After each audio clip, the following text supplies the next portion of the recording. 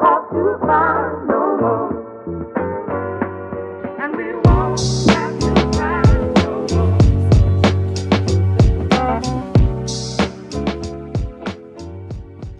We're rolling. Sweet. That's it. We always do rolling starts. We're going. This is it. So, guys, Eat, Sleep, Train podcast. We here, myself, Mars and Link, with our coach, John Will. We're sitting down on the couches today and we're talking about the history of Jiu-Jitsu in Australia. And John is essentially the guy that brought the Jiu-Jitsu to Australia. So we got a lot to chat about. And a lot of questions that we want to ask and a lot of things that we want to kind of unpack with him and get his thoughts on Jiu-Jitsu. So where we want to start off really is, firstly, thanks for making the time to sit on the couch with us, because we know that you're a busy man, even in these pandemic days. No, nothing to do. But where we really wanted to start was, obviously you didn't just wake up one day, no martial arts experience, and go, I want to do jiu-jitsu. And when you first started jiu-jitsu, it wasn't really a thing. So we wanted to kind of go back even before that and get to know a little bit better your personal story, what got you started in martial arts, when, and the various kind of, winding journey that you had to get there. Yeah, sure. I guess this is pretty boring stuff, but the reason I started martial arts, my dad was a policeman, so he moved around a lot in that job. And when you're a kid in school, and in those days moving around every 2 years, you're always the new kid in school halfway through the year. Well, that's what it was like for me. So it was halfway through the year. So the pecking order had already been established. So, I was kind of the brunt of the bullies and stuff, new kid. So my father, who was kind of pretty hard man, he taught me some of the basics of how to, preemptively hit people and the basics. Let's start here. Well, yeah, he did. Like, if it's going to happen, be first and all of that stuff. Yep. So he taught me, and that kind of got me, interested, I guess. And then when How old were you when then? Yeah. Oh, yeah. Well, I don't really know, but probably in primary school. Yep. And then I remember, then it kind of, when I moved to a small country town when my father left the police force, and again there's this one bully in that town in Gippsland, and it seems to me like every day I got off the bus on the way home from school, the guy would be there, like waiting. Now, it's probably a bit blown up in my imagination, but it seemed like I had 50 fights with this guy, but probably only 10, I don't know. But Only 10? That's still a lot. No, it was a lot. It was regular. And then, so my father gave me, some more lessons, and then I later on, my first real training, where I actually started training, was in Geelong. We moved there when I was about 14 years old, and over the road from our house was a little hall. They taught freestyle wrestling. Geelong was pretty good, but the town where I live in Geelong was known. There were because we had an ex-Olympian wrestler living down that way. And so there were, I think, 4 or 5 wrestling clubs in Geelong. And back then it was like 20 cents. It was like free, really. So I did that. So my first martial art training was wrestling. I did that for about a year. Huh. I did not know that. Yeah. And so I was always double leg, So I did. I was going to say, hence the joy for the double leg early on. Well, that's right. Hence, when I started to get into some, fights in Geelong when I was 17, 18, and Geelong was a rougher town back then, where it was always double leg takedown, mount, ground and pound. That's what it was. Well, let's put a date on this. Like, what year are we talking about now? For me, as in you're 14 or 15, you're doing wrestling, but we're talking about the 80s. Oh yeah, right. That would have been. Oh my goodness, I have to do the math. Yeah, 57 plus 14. Help me. 71. 71. Yeah. Right? Okay. Cool. So early 70s, and it was about the same time, I think, if I'm not mistaken, when Bruce Lee's films started coming out around that. Into the Dragon was 73. Yeah. Was it? Yeah. Well, that was huge. the best movie of all time. Still probably is. Yeah. That was like, wow. And of course, when I saw that movie, Link, when you see there was that grappling scene at the front end. Does the armbar. And I thought, hey, I can relate. Like, Yep. I didn't know what the armbar was, but I certainly knew about you hit him, you'd grab him, you throw him on the ground, you jump on top, and so that was really cool. It resonated with me. Yep. And then after I broke my leg, so I was off training, wrestling training, kind of finished. Do we ask up. how you broke your leg? Yeah. No, doing something silly, nothing to do with the martial art training. We were shooting we had air rifles, you know. Yeah, I know what an air rifle is. So we used to run around and shoot. I grew up in the each other country too. I know what an air. Everyone Yeah. did that. We shoot each other with air rifles. Yeah, you that's know, like sting. laser tags for like wimps. Real men use air rifles. I actually got stitches you just from put- an air rifle. You just Yeah, put my two, leg. you put 2 denim jackets on. Like who does? You know, you put 2 denim jackets, and we didn't have glasses. It's a wonder we didn't lose eyes, but we did all that. It's all right if you want to deliver a coffee. For those of you that can't see, Melissa Will, John's wife, Thanks, is babe. Thanks, is honey. sneaking in. So yeah, that So you moved to Geelong and then you found freestyle wrestling. found freestyle wrestling. And it sounds like the guy who was teaching was actually quite high caliber. He was. They were good. Yeah, which is We used to win some tournaments and stuff. I won some tournaments when I was wrestling at the age of 14. Yeah. Local things and stuff like that. It's still interesting to have that in your skill set that early on because it's something. Well, it's formative, right? Yeah. So it's formative. It lays some, you know, some neural pathways in you, and I, of course I put that aside because Bruce Lee movies.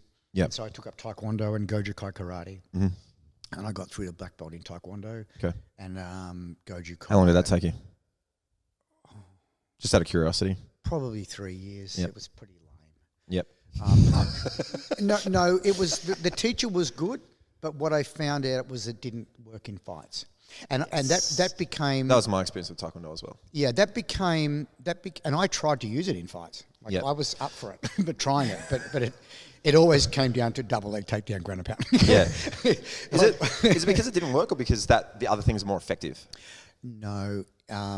Well, I can give you some examples. Go for it. Okay. 2 examples come to mind. There's probably more, but one of them was when my instructor, we left, and it was weirdly enough, Dave, it was at the location that I'm currently teaching at. That was my Taekwondo school. Really? Yeah. Wow. That's pretty cool. It's been a martial arts school for 50 years. That's cool. So it's kind of nice, right? I Yeah. don't. That's why one of the reasons I don't want to leave. I love the legacy. That makes of a lot it, of sense even now. though it's very small, and Yep. I could very easily try to do something like you've done, but Yep. I love it. So something about that. Anyway, we walked out. The instructor, who was a 3rd degree Taekwondo guy who trained in Korea and everything. We walked out one night. There was a guy walking along the footpath who saw us in our pajamas and said he made some derogatory comment, and my instructor turned around and go, "What did you say?" And this guy's just gone headbutt, punch, punch, punch, and then suddenly in 3 seconds my instructor's on the ground, unconscious. I've just gone, "What?" So what have I done? Double leg. Double leg takedown, Yep. ground and pound. And then I've gone ground and pound. Now I've stood up. Now there's 2 bodies on the ground unconscious. Yep. They were adults. Like they were both in their 30s. I How old was were you? 17 years Yep. old. So I called an ambulance. Well, and again, for those that haven't met you and are listening to this and rather than watching it, you're not the biggest dude in the world. No, small. Yeah. So I mean, it's like sometimes you run. We've got some 17-year-olds who train and they're giants, and they've already got a bit of that man strength going on. Like, yeah, what are you, 5 foot? No, I didn't have that. What I had is something wrong with my brain. Well, at least you're honest about it. So was that moment, right? You're there with your coach, and most of the time I think people put their coaches on a bit of a pedestal, and Yes. you're like, holy shit, my coach just got laid out. Did that change what you thought about Taekwondo It absolutely, in that moment? it absolutely did. Yeah. And I remember thinking, I thought it through, after the adrenaline subsided and all of that. And I thought, what are we doing? Anyway, I came back. I don't know how long it was. A week or 2 later, I came back to training, and my instructor said, "We're doing street fighting class tonight." Obviously, he's had a Yep. turn of heart as well. And he's gone, "Any volunteers?" And I've gone, me. And he's gone, "Okay, stand up, John." And I was wearing a Adidas tracksuit top over my gi. Yep. I said, "I'll just take my top off." So I half removed my top, fling it over his face, kicked him in the groin, down he went. And I went, "I'm out." Mic drop. Done. I win the class. Mic drop, I left. And I never went back. Yep. And that was the end of my Taekwondo. I mean, Out of curiosity, have you spoken to him since? Yes, he has called into my school and said, and sat there. He's a well-respected member of the Geelong community now. That's good. I'm not. Did he continue teaching Taekwondo for some time after that? Honestly, I can't recall. I think I don't know how long after, Dave, I can't remember, but he eventually sold his school to Kyokushin people, which was a weird thing for me. Like, who selling a martial arts business back then was like, who does that? Yeah. And is it a business? Like, Did he sell? So he sold the business and the students. He sold everything to the Kyokushin, and Kyokushin took it over. So- By that time, I'd gone. So one day, overseas. if we're students, we're doing Taekwondo, and the next day, the karate guy rocks up, and you're like, "Hey guys, you're doing karate now." That's what happened. Yep. I don't know how well it worked or anything like that, but Is a bit of an upgrade, I think, maybe. Yeah. Did I just offend any Taekwondo yes, people? no. I would. I mean, look, it's all good. Sorry, Taekwondo guys. All martial arts are good because it's a you need the gateway. You need what's going to get you in there. And people, it's horses for courses. Different people need different things at different times of their life. So it's not like I think doing something that's ineffective is better than doing nothing at all because it's one step closer to doing something effective. This is the fantastic argument, and it was an argument that I've used, Dave, in the past where people have said, "What about effectiveness, reality-based training, and all this stuff?" And I can cite examples overseas and even locally where people have trained so hard and so tough, you can't deny it's effective, but there's no students. Yeah. Because it's just you're going to bleed every night. Now, some little old lady down the park doing Tai Chi, ultimately, she's more effective for self-defense because she's at least training. So, if it's so reality-based that you can't train, then it's not effective by definition. So. You have also the argument of there's no point taking 20 broken noses in training to save one on the street. Well, my friend David Meyer, who you know in America, Yeah. a fellow black belt, part of the BJJ Dirty Dozen He's and a all beast that, as well. a great guy. He once did the math on it. Funny, he's Jewish. He's going to do math. So he sits down there and he cranks the numbers out. He goes, "How much is this costing me to train Yep. per year, 15 years? How much money? How much in chiropractic? How much in this and that? And how much?" Added it all up. Okay, now what if I had just 5 street fights and let them beat me up? What would the hospital be? He got an average cost of what people would do if they went to hospital after an assault. I don't know how. Which would be worse in the States, obviously, than here. He said it's way cheaper just to get beaten up 5 times. Yeah. So I think that a lot of people self-defense is the surface reason that we walk in the door, but it's not the reason that we stay, and that's something you say all the time. Yes. There's something else going on. I think there's another desire or drive there that keeps us on the mat. But so you're 17 at that stage, Yes. and that moment happens where you're like, man, Taekwondo is not very effective. All I need to do is double leg and pound people. Yes. What did you do after the Taekwondo? You essentially beat up your coach. That's the bad way of saying it. yeah. Well, after that, that happened when I was 17. So I was finishing school. Yep. That year. So And you completed high school as well? yes. Yep. I completed year 12. We used to call it year 12 at that point. They still do? Right. And I didn't want to go to university. I went back to university later on. Yep. And did comparative religious studies, psychology. I did a few different things. Yep. Just for fun. Phys ed. What's it called? Yeah. Biomechanics, kinesiology. But I only did it for fun. I didn't want the degree. I just did the work. I didn't even turn up for the exams. Yep.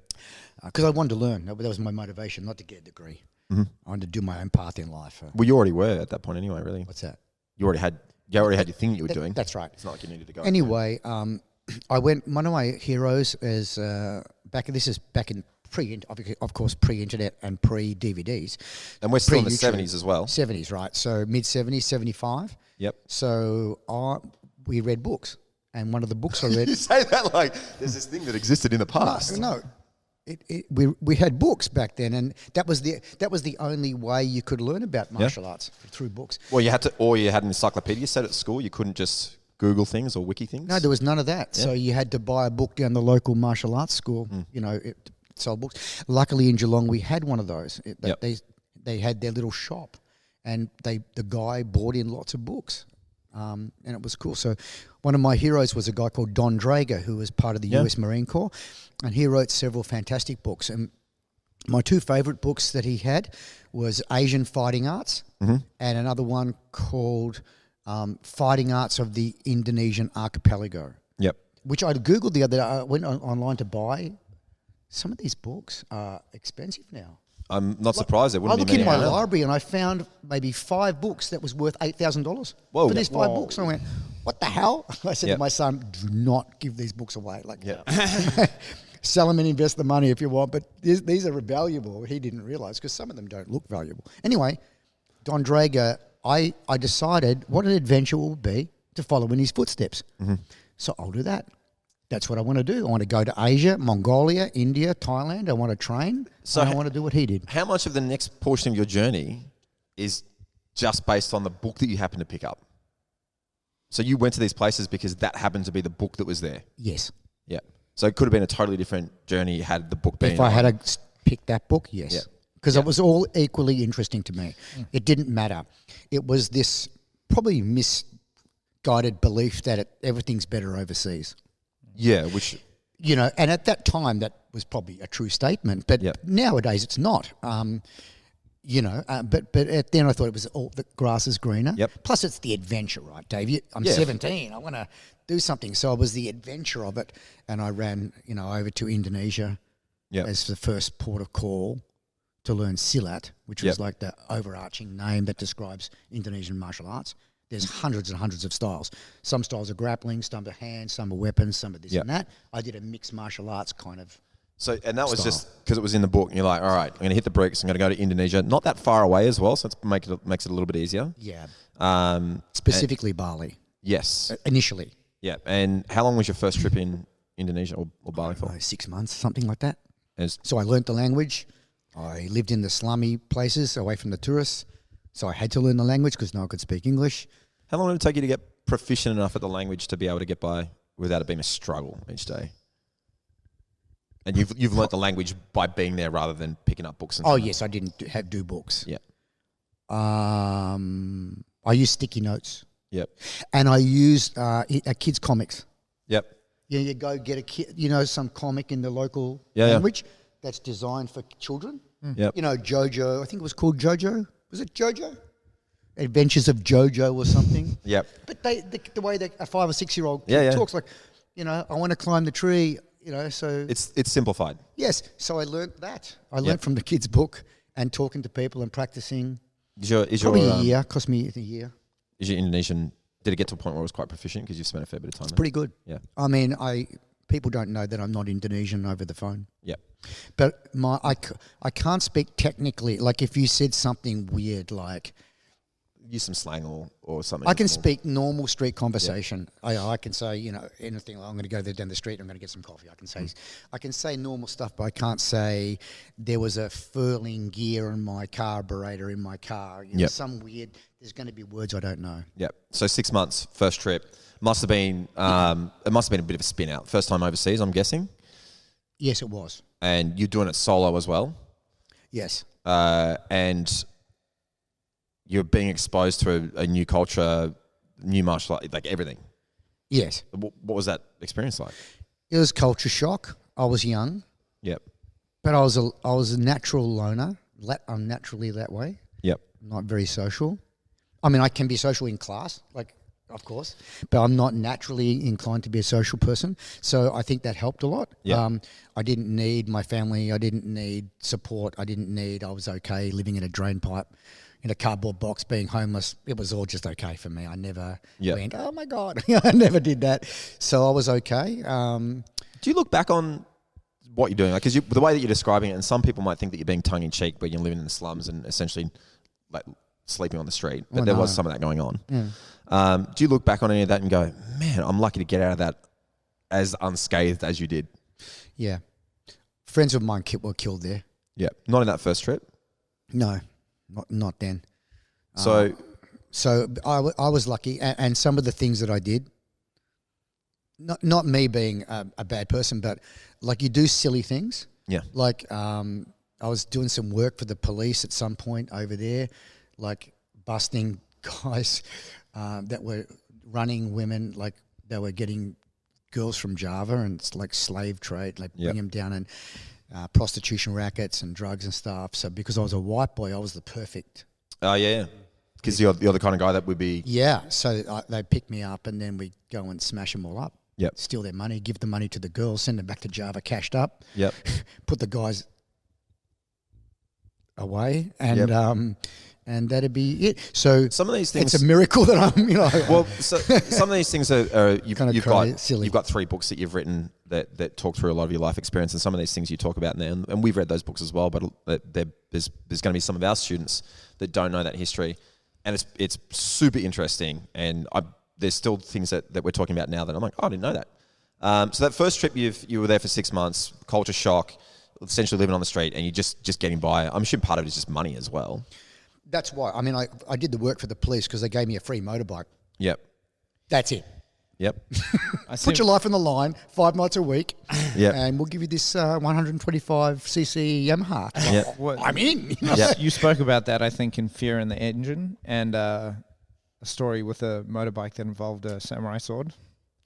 Yeah, there's all kinds of things. That wasn't the first trip though, right? Or was Machetes it? and this and that. I mean, no. That ended No, up in a quick departure. That's I think. after quite a while because I kept going back, between 1975 and 1982. Yep. I stopped in 1982.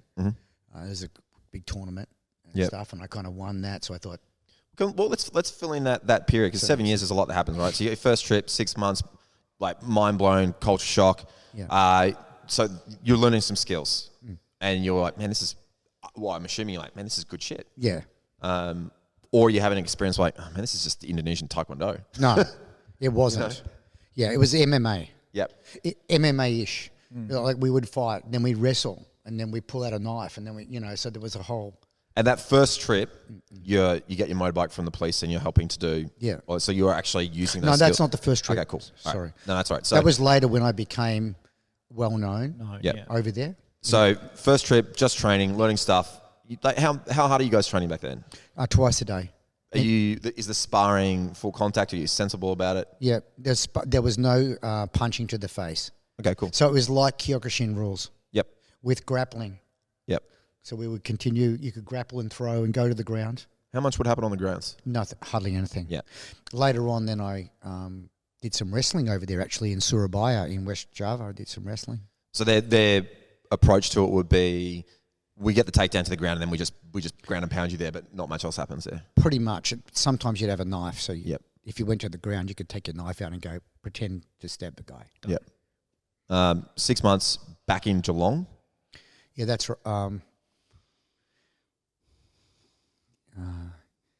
Well, you're back in Australia. yeah. I came back to Geelong, but then I would work anywhere I could to get money to go back. Yep. So I went back and forth lots of times. Yep. So sometimes that was building the highway up through the middle of Australia before it was a dirt road, and then Yep. now it's what's it called, asphalt.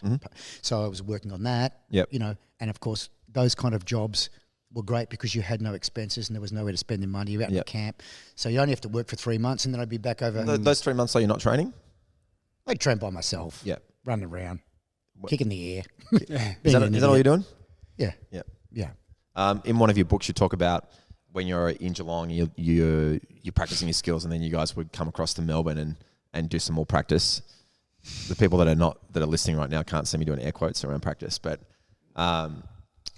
yeah, at some stage, it seemed like you got to a point with the skills that you're developing that you wanted to actually see how real world applicable they were. I always was interested in that, but that was probably more after I got into BJJ. Yeah. Yeah. But I was always up for training with any martial artist who was ready to train. Richard Norton became a friend of mine at that point. Yep.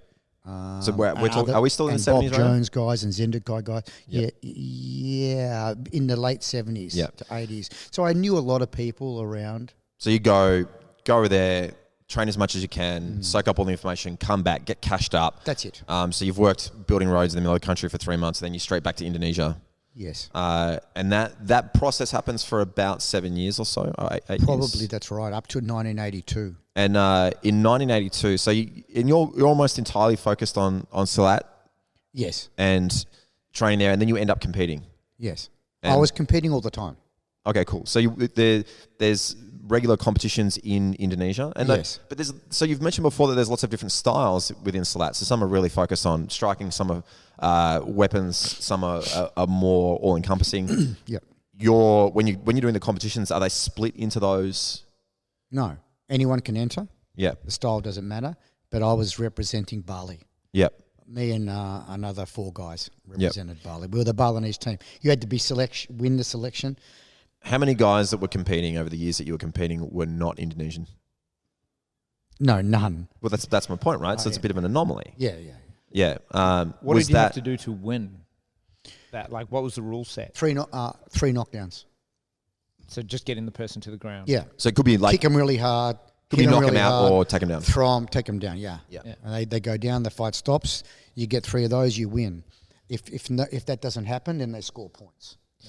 One of the things that I think is noticeable about you, if you've been a student of yours for a long time and if you're familiar with your history, is that you've had an ability to see where there's a little bit of an edge or a niche before someone else, or before the general kind of population has taken advantage of it.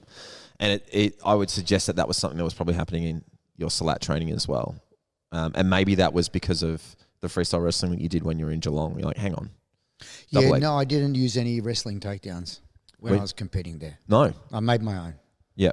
So, Yeah. like, can you talk? Can you that Salat experience? Most people have no idea what it is, and think of you as a jiu-jitsu coach, and they don't understand that your striking was very, very high level before you transitioned across to teaching almost entirely Yeah, jiu-jitsu. I don't know about that, but I got by. You got you got by fairly well, I think. So I won the world championship in 1982, yeah, and that's why I said, okay, that's enough of that. Why don't I go do something else? so you feel like you've kind of reached the pinnacle of your Yeah, of that. now You've that's gathered- not true, but you know what I mean. Well, there's always more. there's always more. But I thought, you know what? But it's return on investment. yeah, 100%. So I could put a whole lot more effort in. What, to do it again?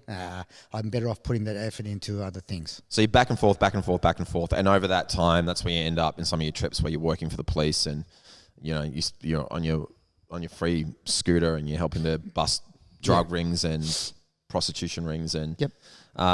It sounds like in that stage, kind of touches on something we talked about earlier, which is there's moments you look back and you're like, God, man, I'm lucky I got out of that. Yeah. The way I did. There's probably some stories in that I think are interesting for people to note. Some of them you've talked about in your books, just because you've got the experience to be able to look back and go, man, I was lucky. Because a lot of time when we're making decisions when we're younger, we're kind of reckless. Yeah. And there's a bunch of reasons for that with what's happening with brain development and all that sort of stuff. But to have had the experiences you've had, which I consider to be quite extreme, there's not many people that have the kind of experiences that you've had in life. And I think that'd even be very hard to find these days because of the way that things have changed and technology and all that sort of stuff makes things a little bit different. But some of those experiences, Muzz was touching on one before about, motorcycles and samurai swords. And do you want to tell us a little bit about some of those, or maybe that story in particular? Well, there's lots of things can go wrong, doing that work. But I was a standout because I was Caucasian. Yeah. So you only have to mess up. You only have to let a couple of people get away a few times. Now everyone knows who you are. Mm-hmm. So there was people that wanted me removed Yep. from this life and not only bad guys, but police, because there's a lot of corruption and police get their kickbacks. Yep. And I was told by a friend of mine who's now works for the vice governor of Bali, caught up with him a couple of years ago, and he says, John, there was people in the military who were kind of like me because of some work that I'd done. I'd helped, me and a couple other people helped train a lot of those guys with some basic self-defense and stuff. Yep. So we made some friends in there, and they come and said, John, you have to leave right now.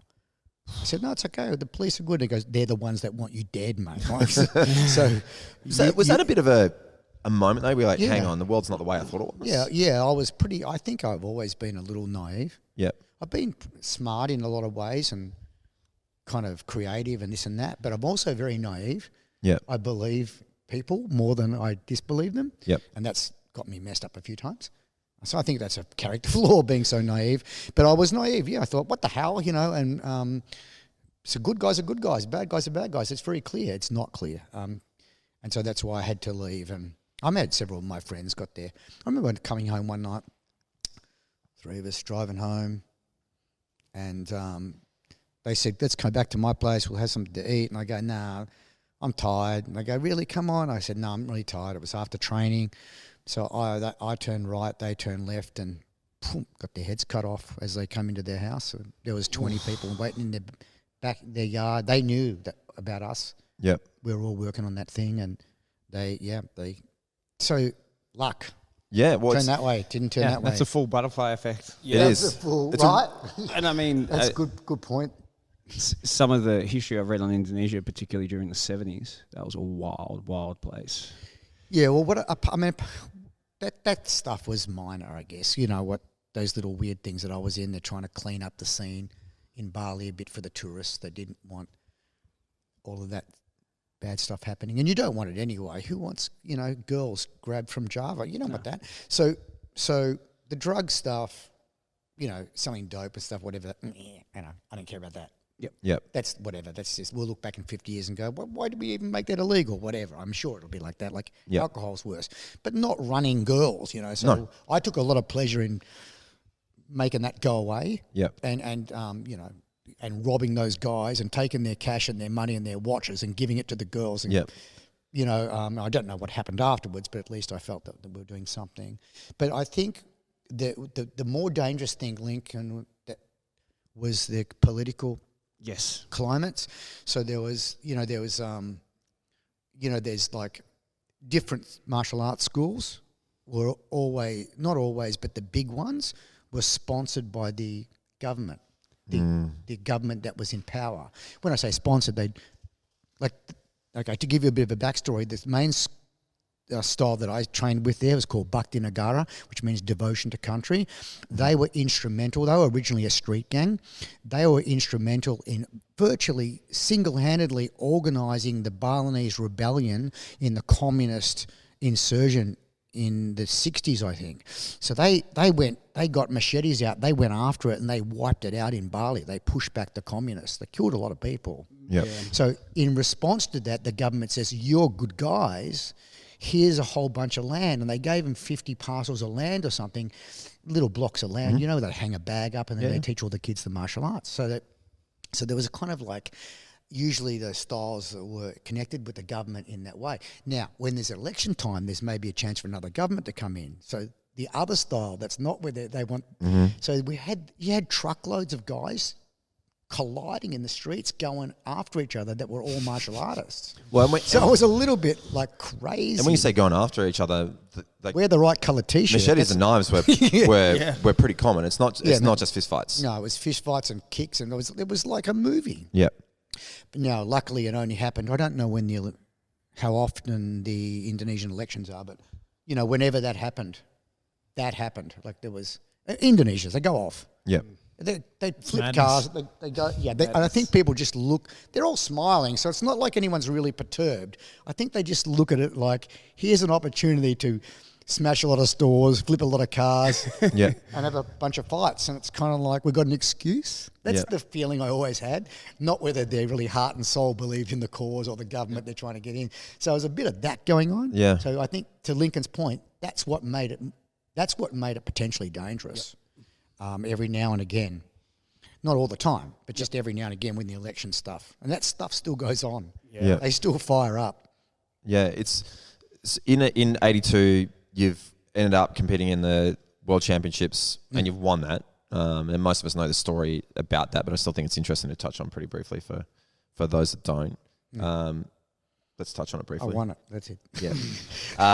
So you've won that. But it wasn't hard. I mean, it's not like now, Dave. I think I only had 5 fights. Yeah. But still, I don't know, 36 people or something in the division. I don't know. But you still won it. You're still There the was best guy on the day. lightweight. I don't know the super lightweight. I can't remember. I think there was super lightweight, middleweight, heavyweight, something like that. There was, 4 weights. I think so. Yep. And I was in the lightweight. Yep. And I won my 5 fights in a row, and so I won it. It's pretty And good. so I was famous for a day. It was awesome. Yeah, it was awesome. I was walking around.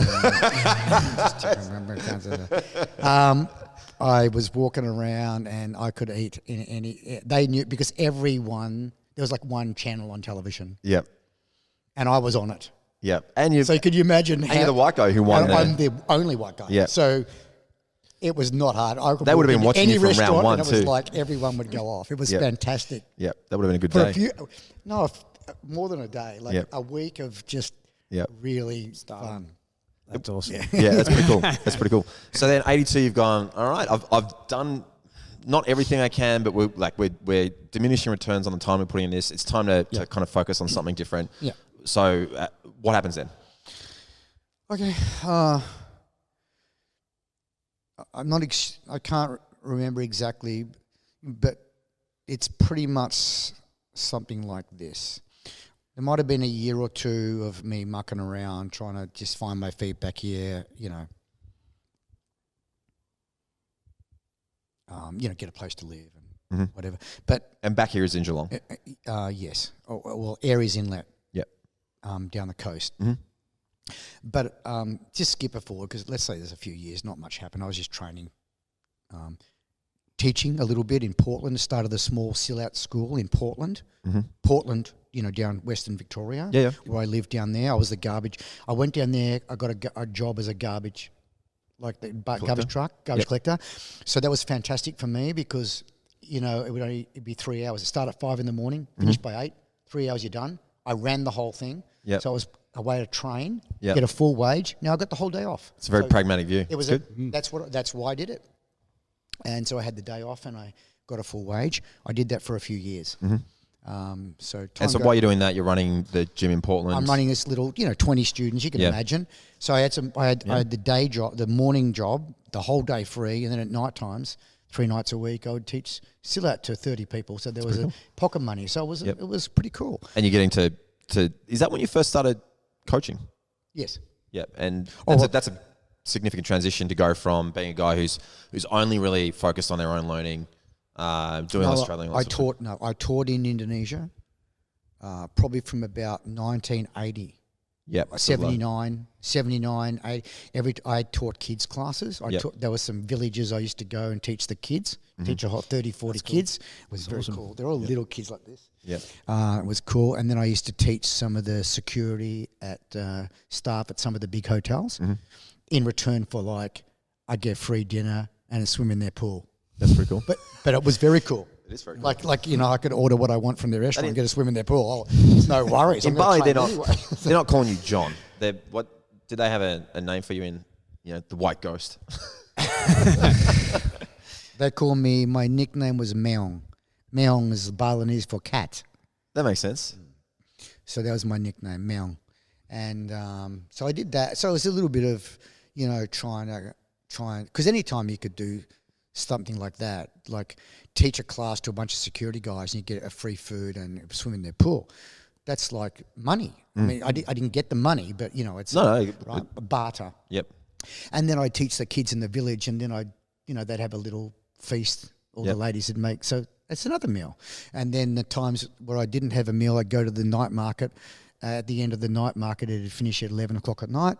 And I'd make deals like, hey, listen, I'll push your cart home with all your shit on it when it finishes at 11 o'clock, 3 kilometres. But I just you just feed me. Yep. So I was doing little weird things like that. So I never had to pay for accommodation or food.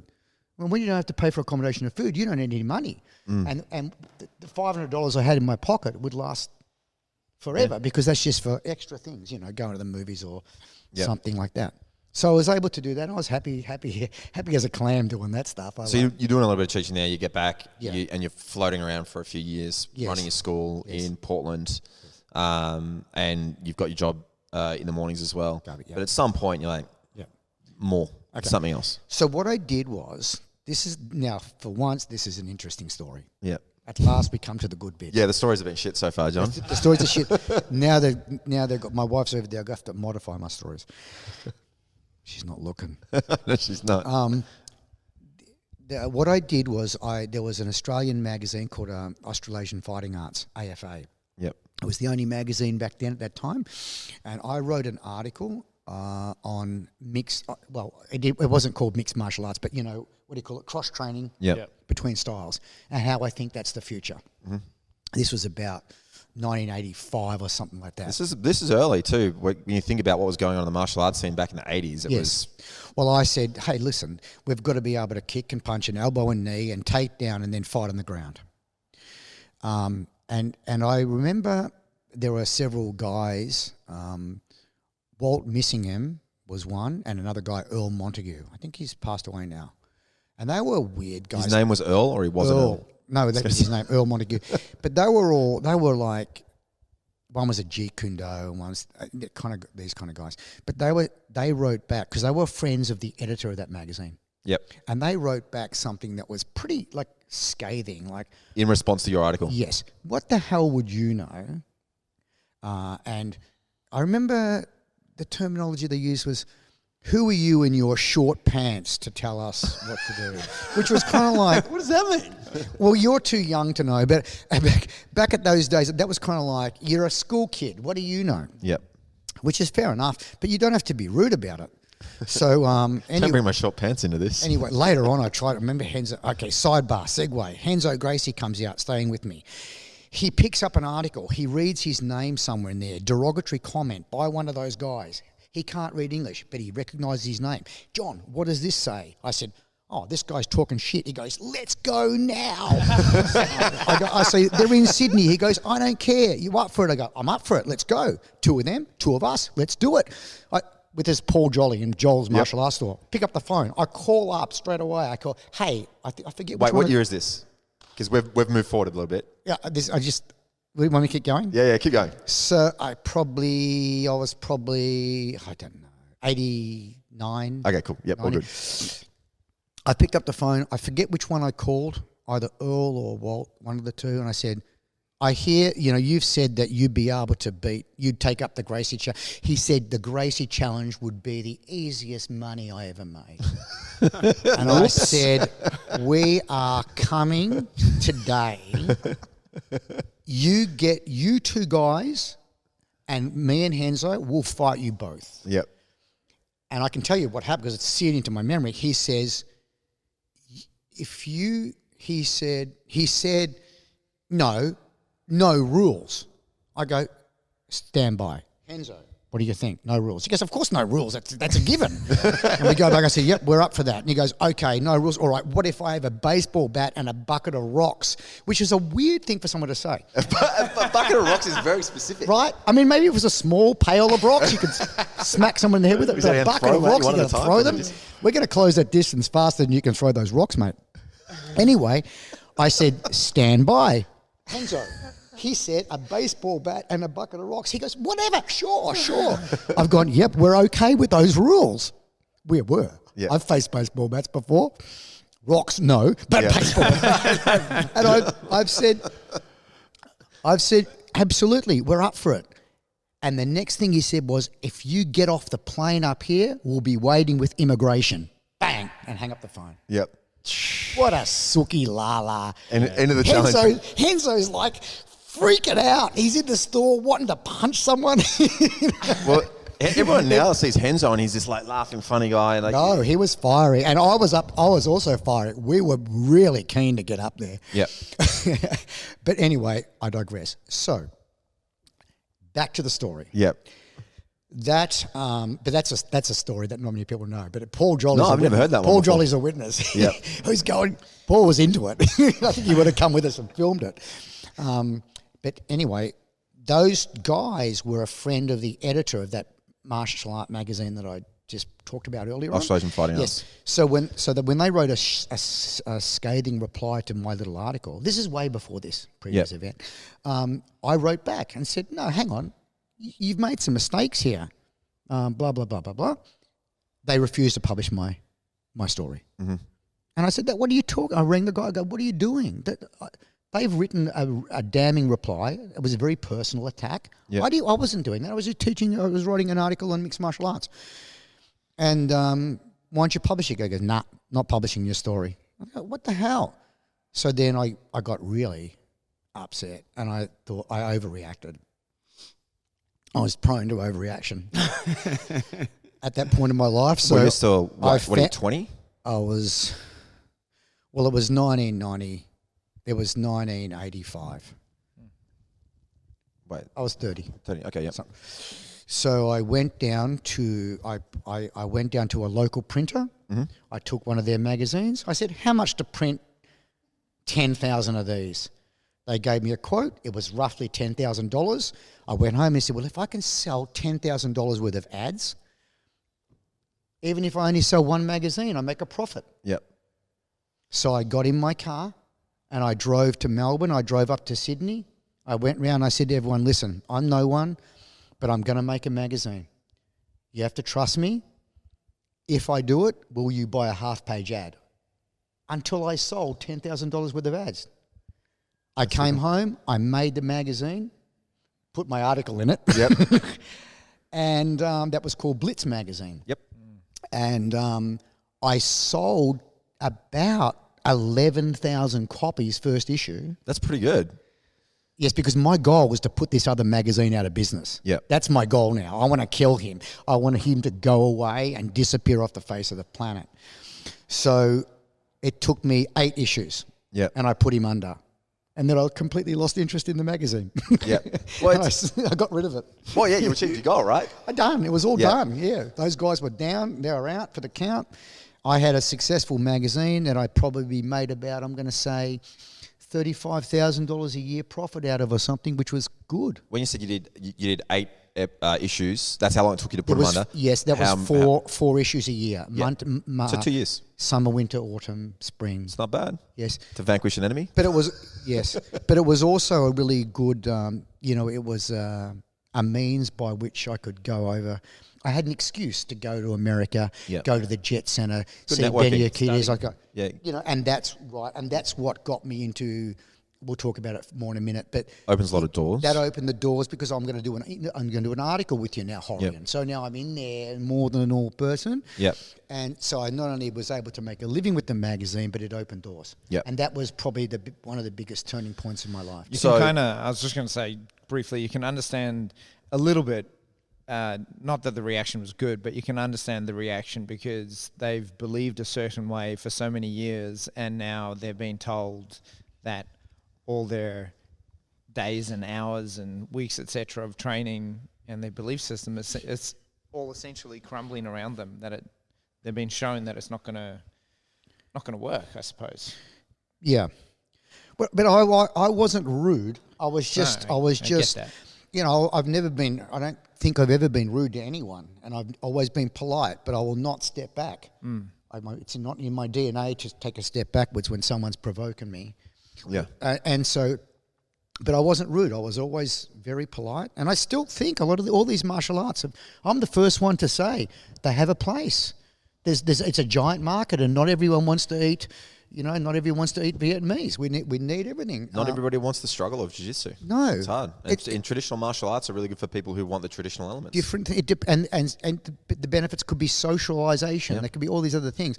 So I'm the first one. So I was always like that. I wasn't being disrespectful there, Murray. But at the same time, I had a very strong point of view, and they didn't like it. They took it personally. Yeah, took it as a threat. Yeah, they took it, I was no threat. As it turns out, I was correct. So you're doing your thing. Yes.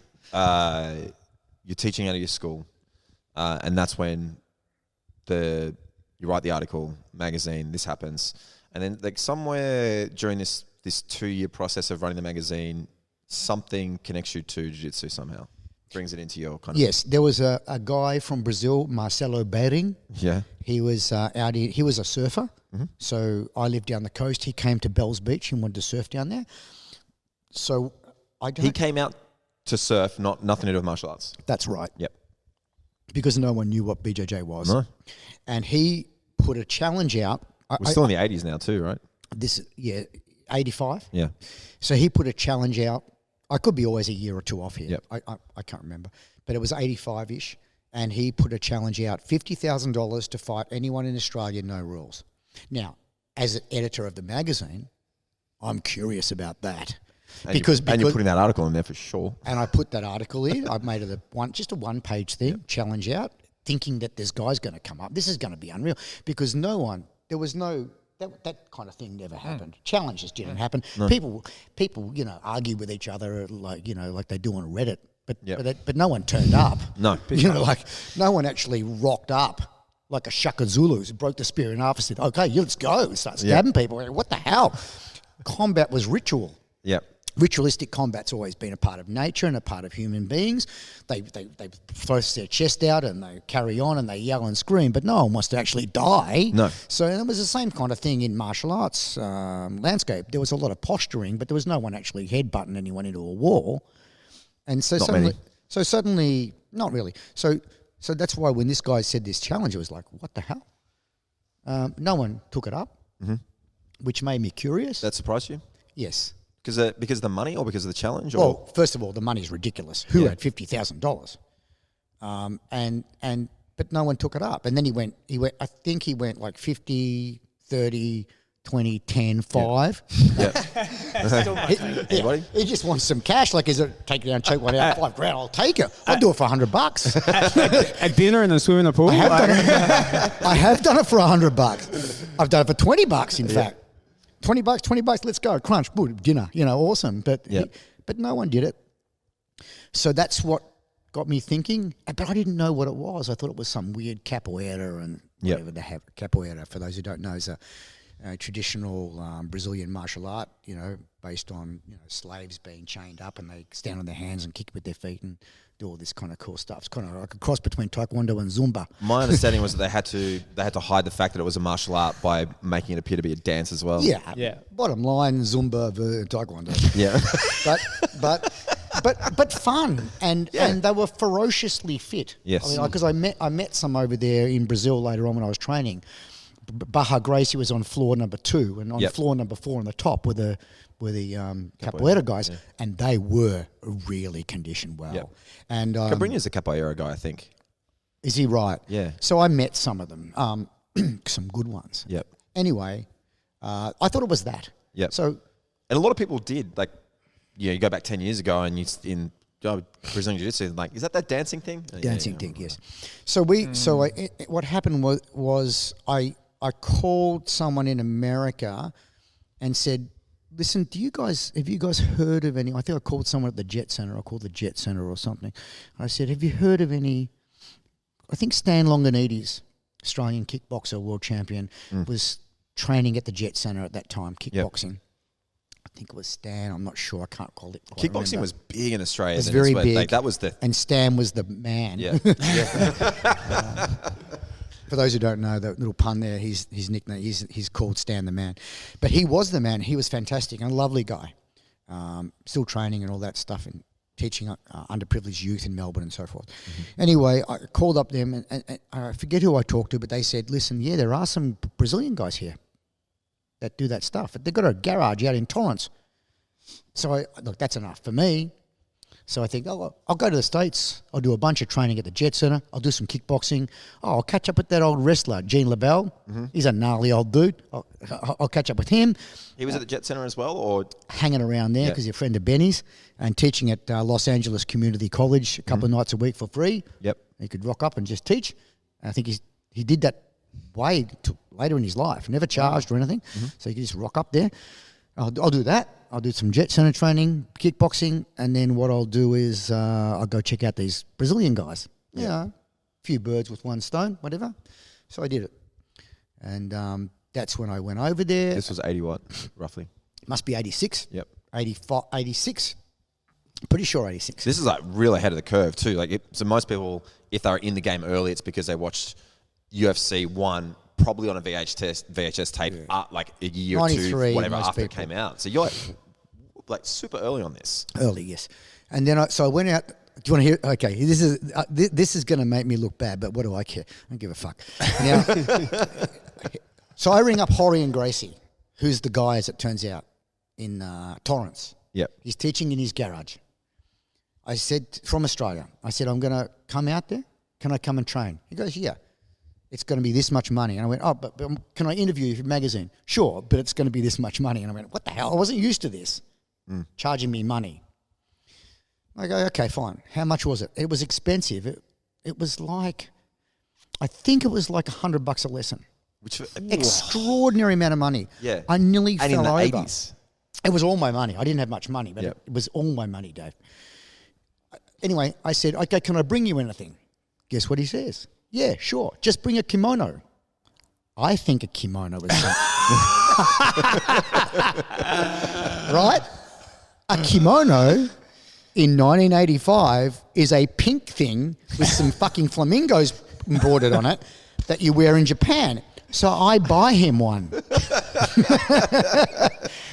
This is gold. Gold. That It's the is best. I rock up to Horrocks. I go, "You got your kimono?" I say, "Of course." I give it to him as a present. He's going, "What the hell's this?" I go, "It's a kimono." He goes, "Mate, here's a gi. Wear it." I go, "What the hell?" So that's the first time I ever heard the expression kimono. That's gold. So that's funny. I don't think anyone ever heard that before. But so You got to make your mono. That's what he asked for. I did 4 lessons with him: Monday, Tuesday, Wednesday, Thursday. Did you have to sell your kidney to pay for him? Yeah, I paid him all that money. Yep. You can imagine what I learnt. Upa. With your arm right in. Yep. All kinds of funny. Yeah, you would all appreciate the irony of that now, but back then that's the way he taught it. And I'll make no comment. But I did that. And on the 5th day, Friday, he said to me, I rang him up and said, "We all good?" And he says, "I can't teach you today. I've got to take my kids to Disneyland. My cousin's here from Brazil. He can't speak English, but he's pretty good. He'll teach you." And I rock up, and it's Higan Machado. He was like 18, 19 years of age, national champion, all of that. Couldn't speak a word of English, but he taught me the best lesson that I had all week. Yep. With no English. It goes to show you it's passion and, you know, how much you want to get the message across. You find a way to communicate, and I had a great time with him. So I gave him a boomerang and a... Oh, he would love that. Well, you might. So, you know, I always used to carry little, you know, souvenirs and trinkets when I was overseas, everywhere, to give to kids and things like that. I always take a bag of shit. So I gave him some boomerangs and caps and a few different things. And then I went back home to Australia, saved up because I want to do more. Yep. But I don't want to go back and do that. It's too expensive. I haven't got the money. So my plan is to go there for one day and get a bunch of addresses in Brazil, go down there and really get into it. Yep. Because I figured it'd be free down there. That's not true, but I thought it would be. It's got to be cheaper at least, though. Right. So I turn up there and the same thing happened. He goes, "I can't teach you. My cousin will teach you again. I have to." So he blew me off. Mm-hmm. He probably had a legitimate reason. I'm not saying he blew me off. I'm just saying, you know, he couldn't teach me. Higan was there. By this time, Higan's learned some English. He's gone, "My Australian friend." He's probably wearing the cap. You know, he's like, he remembers me. He goes, "My buddy, I'm so glad you..." He goes, "Don't train here. This is no good. This is bullshit. You got to go down to Brazil." I go, "Funny you should say that. That's what I want to do." He goes, "I'm going Wednesday. See you there." So a All week right, later, you've gone to Brazil. I've gone, so 10 days later, I went to Brazil, found a flight down there, turned up. I'm at the airport. 3 or 4 guys are walking through the airport in their gis. I've never seen this before. One of them's got his pants pulled halfway up over his knee, held up by a knee pad. Guess who that was? Yeah. Higan. Of course. Classic Higan. And I'm going, "What the hell?" And they threw me in the car, and I think Carlos Machado. Mm-hmm. I think Henzo. Yep. I can't recall, Dave. It was several of the Machados. I may be mistaken. It was definitely Higan, definitely Carlos, might have been Hillian Gracie, Yep. might have been Henzo. Yep. They were all hanging out together. You've been tight with Henzo for a long time, though. Yeah. As in you've known him. We were all in the same academy. Yeah. You got to remember, this is quite a ways back. Yeah. So in those days, in 1980, I think this was 86 or 86, they were all training on a typical mat that night. You've got Johnny Machado, Carlos Machado, Roger Machado, Higan Machado, Hillian Gracie, Henzo Gracie, Half Gracie. I don't think John Jacques. I think at that time was just about the exact. Maybe you're right. I think John Jacques. But a year later, he was teaching around the corner by himself. Yep. He broke away. He went away from his cousin, right? And so I can't be positive. Yep. Maybe. But the mat's deep. The mat was. They were all half hands, like every big head, Soneca, soccer. I could name a lot of people, and people would go, "Oh my God, you know, I know those people." Yep. Yeah, So it's like the golden era of jiu-jitsu that everyone who's in it now would like to have been a part of. it was real. They were all right there. Yeah. And me, the idiot. So I was Did you know at the time, or is that like looking back like, holy clueless. shit? I was clueless. Just a bunch of guys. Yeah. I didn't know till years later, Dave. The first, So it would have been hard to kind of like appreciate it then because you didn't know what you were Any getting. blue belt could have beaten me up. Yeah. So what the hell the difference is if it's the best guy in Brazil or a blue belt? Yeah. I'm True. still getting Darce choked. yeah, the Maybe not Darce choked. Probably triangle. yeah the first trip and the second trip. So this is on the second trip, and you've ended up going from LA to Brazil. Was there much time between those first two trips? I'm just trying to map the timeline in my head. I went over to Brazil the first time. Yeah, to the States. The first time you had the lessons with Horian. Yes, I see. Friday he fobs you off. 6 months later, I was. Yeah, and then you're back there, and then boom. In that intervening 6 months, Yes. you're right. You've had those 5 lessons. Yes. And Higgins. It sounds like Higgins like the one that actually kind of blew your mind a little bit. It all blew my mind, but Hagen was nice. Yeah. He actually genuinely wanted me to be better. I think the other guys were a bit tired. Yeah. They're doing 30 classes a week. You know what it's like. Yeah. It's like, oh my God. And I remember saying to myself, I'm never doing that. Yeah. If I'm too tired, I'm not turning up. Yeah. I'm either 100% there or I'm not there. I'm Yeah. not one of these people that goes through the motions, but they were. Yeah, I think that's also very obvious in the way that you teach, and that's another part of the conversation that we want to have around teaching dynamics and learning how to be a good student. But one of the things I think is probably pretty good to touch on now is because it seems like you've always had this from a very, very early stage, is you've always seemed to have had the ability to get the most out of your time on the mat as a student. Is that something that you were conscious about how you approached it? Was there a key moment somewhere in your life that made you aware of making sure that you soak up everything that you can in a learning capacity? I can't remember a specific point, but I'd always done that because, see, the way I started, if we could agree on that, my real start was when I started training overseas. Yes. And not doing kid stuff. Yep. Although that was formative. Yes. But I'm training in an environment where I can't understand what the instructions are. Yep. So I have to take self-responsibility for my own learning. So I became, I would say, fairly adept within a few years of looking and doing a comparative analysis of what's happening on the mat. So I'd quickly identify who's the best guy. Yep. Not on the mat, mat, concrete floor, wooden floor. Yep. Whatever. Who's the best guy? And what is he or she doing? I have to put that in now.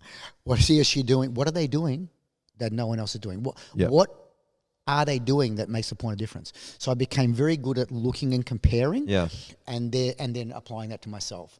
So that was probably a little skill that a lot of other people may not have had the opportunity to develop because they were being told what to do. Yeah. So I didn't have that, so I had to figure it out myself. So I became a good learner. I became I'm going to say an expert learner. Yep. Now, people have said that I'm a competent teacher, but I think that it's hard to tease those two things apart. Yep. They are very connected up. Yep. Becoming a great learner and becoming a good teacher is very, very. It's very connected. So I think that's what started me off. There's something that you've always said from very, very early on, and you've said this repeatedly throughout. I mean, I've been training with you for 20 something years now, and I've heard it. I heard it very early on as a white belt, and I've heard it later as a black belt from you, which is you cannot rely on the person who's teaching the class to give you the information. No. You need to be able to extract it from them. Yeah, you need to be able to do that because that's the first principle for me in terms of learning. You've got to take self-responsibility because that's a transportable skill. You can take that to any environment, any language. You can't speak, you're deaf, whatever, you can do it. You can then apply it to designing your home or whatever. So that's a skill that you can have. The worst case is you are a bad student. Yep. And you have a bad teacher. Yep. Right? Nothing happens. Then the next place is you're a good student, but you have a bad teacher. Yep. You can still do a fair amount. Yeah. You can do a lot. You are a bad student, but you've got a good teacher. We're back to shit again. Nothing will happen. The perfect situation, you are a great student, you have a great teacher. Okay, miracles occur. So the different things. Well, and I think we've all had that experience as coaches when you get the student who's really really hungry, really diligent about their training and doing the homework, and will come at proactively with questions and then when you give them the answers, they go away and do something with that information. It's how steep their learning curve is significant. And you can see what's happening with them compared to the student next to them that's not thinking too much. Yeah. You said, like earlier with the Salat stuff, you said that you were naturally a good learner. Did I just walk in on you saying then that it sounds kind of different to me that you had to teach yourself later on to be an exceptional learner? Yeah, I think that you're right. That's more accurate what you said. Yeah, I think it occurred. I don't know over what time, probably over 3 or 4 years. Right. And why I think that you're right now about that is because I was never a good learner at school. Sorry, were you saying he's right in that you learnt how to learn? Or? Yes. Yeah, Yep. right. I was not naturally, Right. because at school I never did exceptionally well. So what sort of things, this may segue a little bit, but it's something that I was really interested in asking you. What sort of things did you do to make yourself good at learning? Well, I think it starts with passion. If you're passionate about something, you find ways. Yeah. Yeah. And I was passionate about it. I was not passionate about 18th century English history.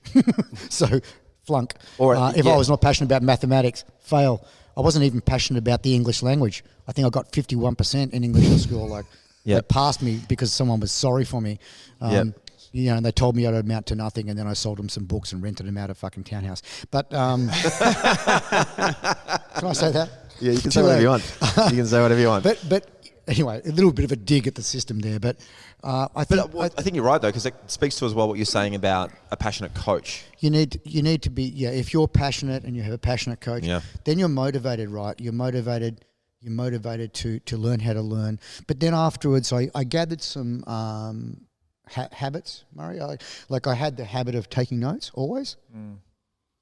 Well, ever since I was maybe 18. So overseas, so I'd always write at the end of every training session.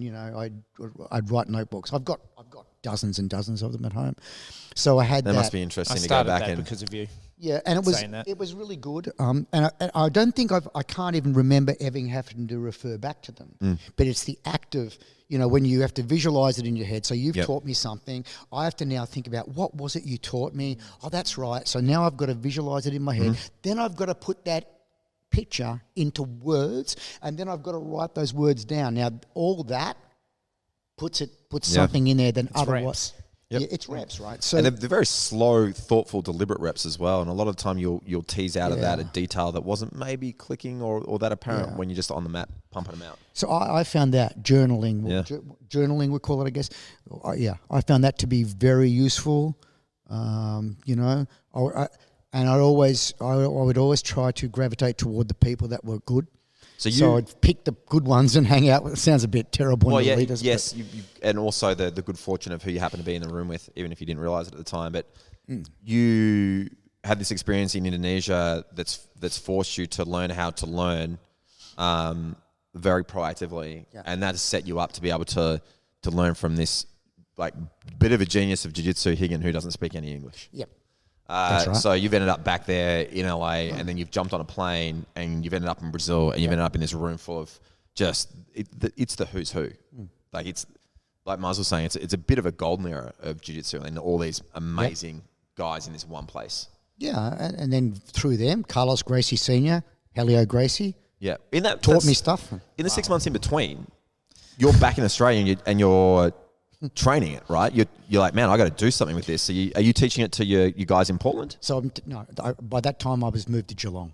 I moved to Aries Inlet. Yep. There was a big bushfire, killed the whole town. Yep. That bushfire, I lost everything. That plonked me in Geelong. Gotcha. So now I'm in Geelong, and I'm teaching twice a week in a basement to earn some pocket money, kicking shields and hitting things. Before kicking shields were invented, so I had to make my own. Yep. Get the upholsterer down the road to make up a bunch of kick shields. Yeah. Now you can buy them, but you couldn't buy them back then. Yeah. So I'm making kick shields, kicking things and whatever, and then I'm trying to incorporate some groundwork because, I always knew it was an important part of fighting, but it was also very interesting to me, just in and of itself, not for the fighting, just because it's interesting. It's a puzzle and I'm crap at it. Yep. So I wanted to learn to be better. And in that time, I got Henzo and Carlos Gracie Jr. out, right? That was in between the first two trips? No, and that was after the second trip, sorry. So in between the first two trips. Like, this is interesting to me because you've had 5 lessons, you've gone, man, there's something here. Like, I need to know this. Yes. And you get your mind blown, and then you get back to Australia and like, When no one else is doing Yeah. it. So how do you encourage them to actually take it up? So what happened was when I got back to Australia, I immediately found all the people I could find, judo black belts and Yeah. Japanese jiu-jitsu black belts, is meaning them, because the karate ones and taekwondo ones didn't matter.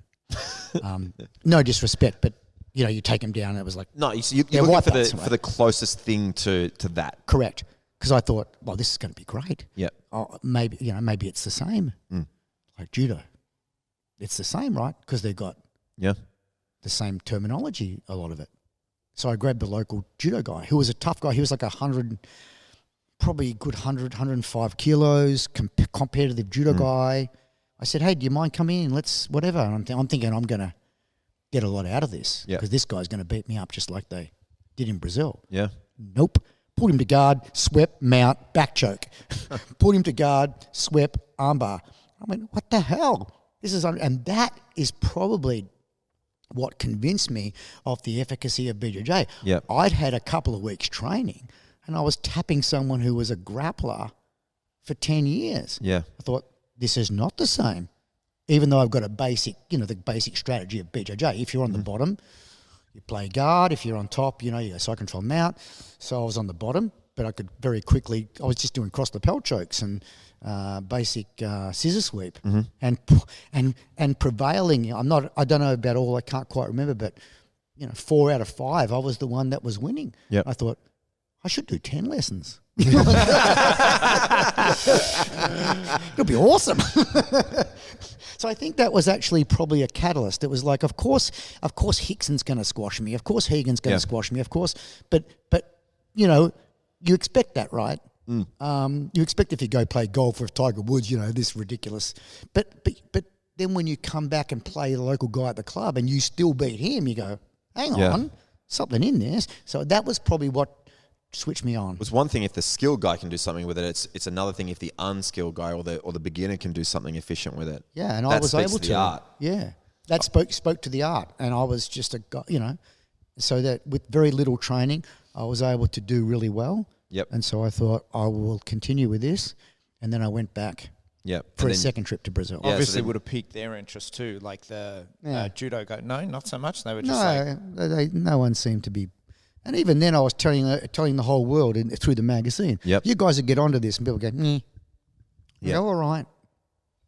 Whatever. It's hard though to give up, for years, for some people, decades of training to this idea that's never been mentioned before. And then, that people are resistant to change, in my experience.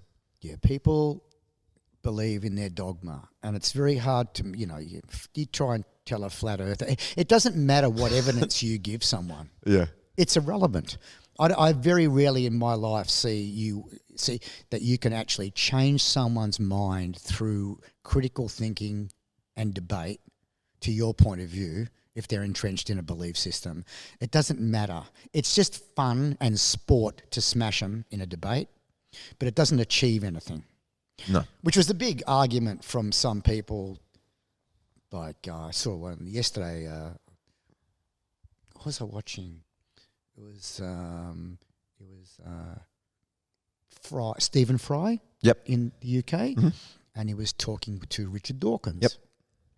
I don't know why I was watching this. So I haven't seen this stuff for years, but I'm pretty sure I've seen the thing that you're yeah, talking about. and Stephen Fry made this little thing. He goes, listen, Richard, we know we can smash them, but you're smashing people, but you're not effective. Yep. Because it looks like you're just saying these are the facts. If you don't believe in facts and you believe in fantasy, I can't do anything. You either believe in the facts or you can fuck off, were his exact words. Yeah. And but what I think might be a point is you have to kind of massage them slowly into your thing. Yeah. And Richard says, I ain't got time. Like, I'm not interested. And he was right too. He didn't. And, so there's that. There's a bit of that with jiu-jitsu. Yeah. Not just jiu-jitsu, but any change of belief system it depends what you want. Hadn't really been exposed yet at that point. So at this stage, you're just talking theory to these guys. Yeah, and I wasn't interested in changing their belief system. Yep. I was only interested in what I was doing. Yep. Now I would probably take more time out because I would respect. I would say, listen, I see this person. They say they're training for this reason. And the reason they say they're training is not matching. They're not gonna get the outcome they want. Yeah. So I have a certain responsibility to give them my point of view and try to get them on a path that I know will take them further. Yeah. So I'm a little bit more like that. Back then I go, you don't believe? I don't care. I'll walk away. Well, nowadays it's different too because everybody knows what jiu-jitsu. If you're doing martial arts, it's Yeah. almost impossible to not know what jiu-jitsu is and Yeah. how effective it is. Yeah. UFC and MMA's been around long enough to do that you job can for just us. point nowadays. Yeah, exactly. You couldn't just point back then. You had to take him down and choke him out. But even if you did it 5 times in a row, Yeah. they would believe you. They'd go home and they just think you're lucky. Yeah, well, they'd find a reason. Yeah, they find a reason because they don't. People have to want to change to make change. Yeah. You know, and I think a lot of change is done by yourself. Mm-hmm. You know, it's like you think about it, you research, and you see enough people with enough compelling arguments that you go, you know what? Maybe the world's round. Maybe I can be an atheist. Maybe, you know, or whatever it is, you can, but you have to see enough people where your head goes from that to like, to that, you know, and that's Yeah. usually in my experience of the world, it's not a single event. It's an avalanche of meeting enough of the right people that you admire or whatever, and they all seem to share this thing. And you go, shit, I'm missing out. Yep. I better get on board with all these smart guys, and that's that's how it happens to me anyway. When I educate, it's not one guy's radical opinion. It's I see a bunch of people who I admire. They think, oh, they're all smart guys or girls, and I go, you know what? I need to. What I'm missing out here. Yeah. I want to be part of that. So how did it get to the point where people actually became interested in enough? I that think you it's could what. actually teach. Oh, sorry. I'm So sorry. that you could actually teach jiu-jitsu here, because you're doing lots of trips Oh, forward and back. And I think it's post. It wasn't immediately after the first UFC, which I think was 1992. 93? Is that right? 93? I don't know. It was 93. Something. Anyway, it wasn't that. That's a fluke. Yep. Right, in the public eye.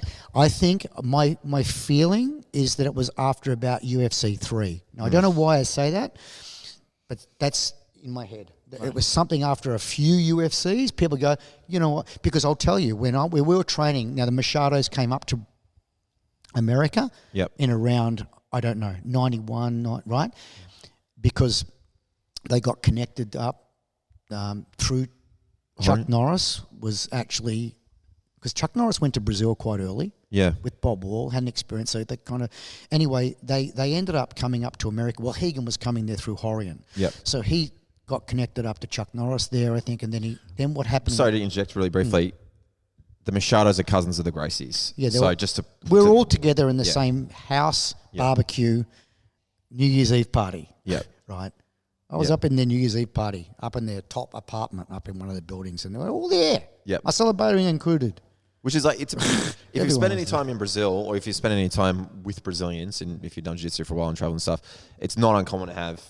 Well, I lived with Higgin for a couple of months in the States many years ago, and there was 7 of us living in a 2-bedroom apartment. Yeah. And that's because part of it's Higgins' nature, but I also recognise part of it's cultural. He's like, yeah, no problem. You need a place to stay. He's like, don't pay rent here. Just come and stay. And we rock up, and there's 5 other Brazilians staying there. Yeah. And we're like, that's cool. Like, it was cool, but it was just like, oh, this is a little bit different. Australians are not like that so much, I don't think. Oh. All the guys there, Nino Schembri. I mean, there's all these amazing guys on the mat. It was just normal. Yep. I didn't know. So Anyway.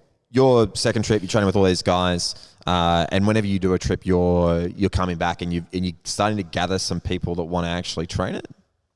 Well, I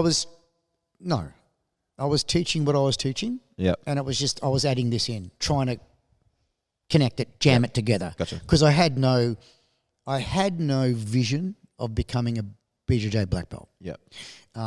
Because it seemed difficult. It seemed too far away. Yeah. And I never actually, to be totally transparent, I never had that vision of having a black belt in any of the styles I've trained in. I wasn't ever in it for the goal. Yeah. I was in it for the process. Yep. And if you do the process long enough, you happen to get a black belt. I was never like, get a black belt or get $3 million in the bank. I didn't give a shit about that. I do what I want to do, and if you get $3 million in the bank as a consequence of doing what you do, that's what's called a side, benefit. Yep. It's not why. It's not my why.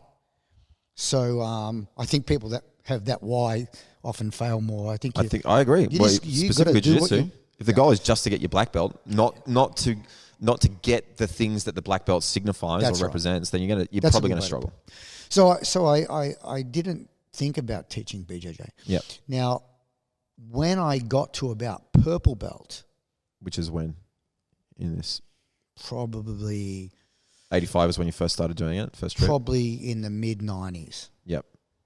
Okay. cool. 94, Yep. 95, I don't know, something 94. Had you brought across Henzo and these guys for seminars and stuff and some I trips? bought over Henzo and Carlos Gracie Jr. Yep.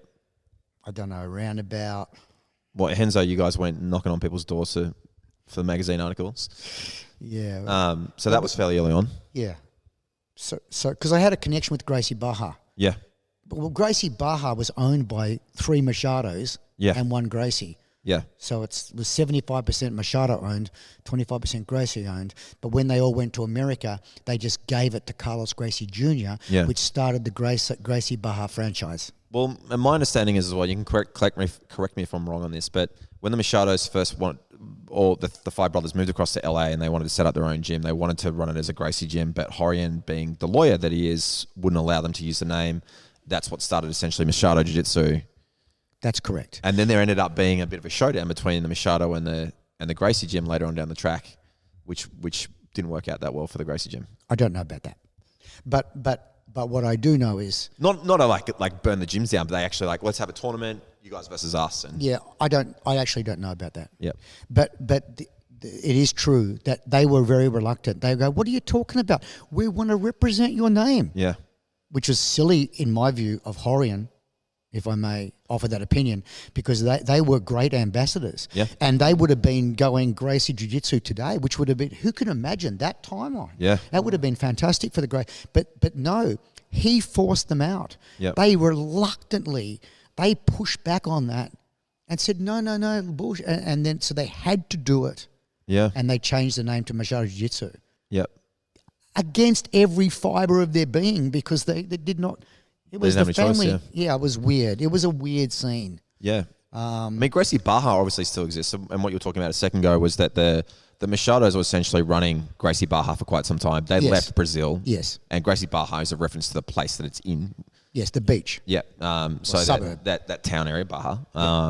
But there's Gracie Baja gyms everywhere. So a lot of people Yes. don't realize that Baja is actually a place.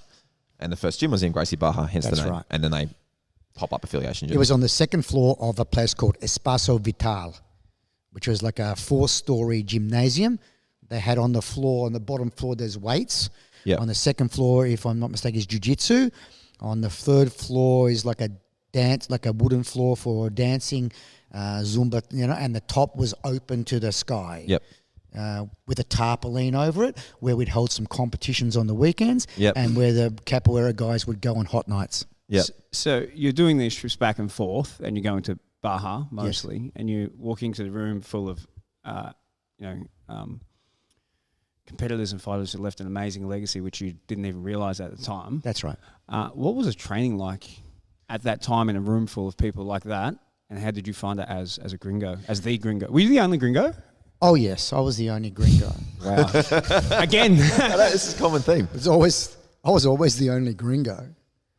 But they gave me Carlos Gracie gave me a nickname, Alienigena, which means the alien, because it was like you're coming to steal Yep. the secrets. You're writing notes. You're studying us.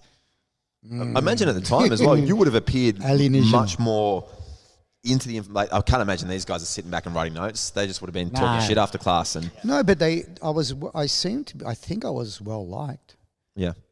Well, I mean, There was no animosity. Yeah. Like people, Half Gracie was a purple belt. Mm-hmm. He had a little school around the corner, and he said, "Come around, do some training." And I remember some people saying, "Don't do it." Like he'll start twitching and he'll fight. But that was not my experience. I went round there. He was so nice to me and patient and all. Not like other people see him. Yeah. So I had nothing but love from the people there. I cannot remember anyone that had a bad vibe. It was pretty cool, fun. It was hard. I was just getting smashed. You can Was imagine. it just I was getting hard smashed. training all the time? Or? We're just kind of rolling. We'd probably spend 15 minutes, 20 minutes doing a warm up and then learning one or two techniques, and then it'd be roll for 45 minutes or whatever, and it was hot, right? Yep. And Was the class structure the same or different? Was it really loose? It was a bit loose Yeah. because there was always the same guys who turn up late, and everyone just says they're turning up late because they don't want to do the warm up. Yeah. And they're, and Nothing's then they changed. leave. Yeah, nothing's Same changed. old shit. Yeah. But you could go off to the side and sit down whenever you felt like it. Yeah. Not like in our class, we tend to keep No, going. no. But no, I'm tired. I'll go over and sit down. And then it was good. You'd be there, I'd be here, and we'd have a chat about, and then you'd help me out and give me a point, and I'd go out and try it. So it was kind of more chilled out like that, which I actually didn't mind, but it was so different from anything I'd done. That was Yeah. a very different kind of idea. And the fact that no one had respect for their coach, like meaning that everyone's trying to tap their coach out. Yeah. Now, that seems normal to everyone now, but back in those days, like in karate and stuff, No. you weren't even allowed to look like you scored on your teacher. So there was so these people, a lot of them in the traditional Now they have areas, the biggest target.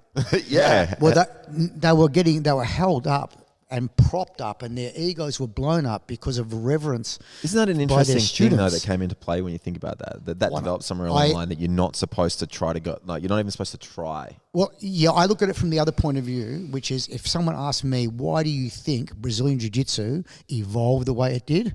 I think a lot of it is because Brazilians are irreverent. Yeah.